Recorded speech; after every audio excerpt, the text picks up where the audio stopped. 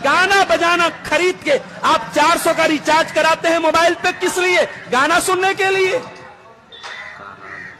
साहबे किराम ने कभी सोचा नहीं होगा, ताबेईन ने कभी सोचा नहीं होगा ऐसा भी दौर आएगा कि मस्जिदों के अंदर गाने बजेंगे। आज मोबाइल के रिंगटोन में गाने लगाते हो और मस्जिदों के अंदर गाने सुनाते हो लोगों को, और बाज लोग अपने कॉलर ट्यून पर गाना लगा लेते हैं।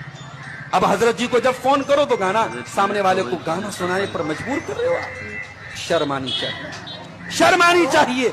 हमारे नबी ने जिसको शैतान का आला और शैतान की आवाज करार दिया, और कयामत की निशानी आपने बयान फरमाई कि कयामत की निशानी ये होगी कि लोगों के कानों पर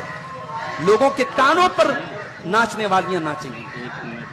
ज़ुहूरुल कैनात, नाचने गाने वालियां लोगों के कानों पर आ जाएंगी। ये हेडफोन लगा के, ये एयरपॉड लगा के, ये ईयरफोन लगा के जो तुम गाने सुन रहे हो, अल्लाह के नबी ने उसी की तरफ इशारा किया कि कयामत के पहले नाचने गाने वालियां लोगों के कानों